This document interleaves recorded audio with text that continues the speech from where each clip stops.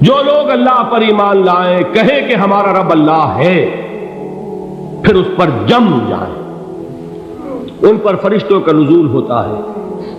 نہ کوئی غم کرو نہ خوف، خوشیاں مناؤ جنت کی جس کا تم سے وعدہ کیا گیا تھا۔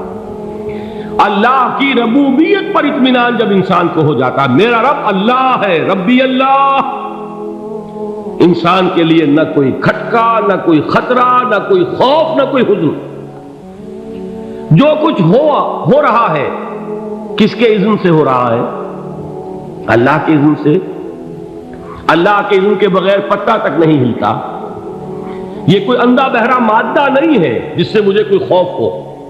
اندھا بھینسا چلا آ رہا ہو اس سے تو ڈرنے کا ہر انسان کو ڈرنا چاہیے، نہ معلوم کس کو ٹکر مار دے۔ لیکن نہیں، اس کائنات کو چلانے والا ایک سمیع و بصیر خدا ہے۔ وہ جو میرا دوست ہے، میرا ولی ہے۔ اللہ ولی الذین آمنوا یخرجہم من الظلمات الی النور۔ اللہ اہل ایمان کا ولی ہے، ساتھی ہے، پشت پناہ ہے، مددگار ہے، حمایتی ہے۔ بتائیے جسے یقین ہو جائے کہ اللہ میرا مددگار، اللہ میرا محافظ، اللہ میرا پشت پناہ، اللہ میرا حمایتی، اس کے لیے کوئی خوف ہوگا؟ اس سے کوئی ڈر ہوگا؟ میں مثال دیا کرتا ہوں ایک بہت سادہ، پنجاب کے دیہات کی۔ تو بڑا چودھری ہے اور کوئی غریب کسان ہے۔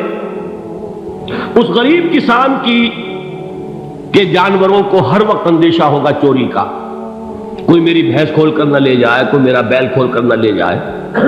لیکن جس کے بارے میں یہ سب کو معلوم ہو کہ وہ جو بڑا چودھری ہے وہ اس کا دوست ہے، اس کی بچیا کو کوئی خوف ہوگا؟ اس کی بھینس پر کوئی ہاتھ ڈالے گا؟ اسے کوئی اندیشہ ہوگا؟ نہیں۔ کیوں؟ کہ وہ بڑا چودھری، بڑا اس کا یہاں کا سردار، جاگیردار، سب کو معلوم ہے وہ میرا دوست ہے، کوئی میرے خلاف اقدام نہیں کر سکتا۔ اس دنیا میں یہ چھوٹی سی بات اگر آپ کے دلی اطمینان اور سکون کا باعث بن سکتی ہے تو ذرا تصور کیجئے۔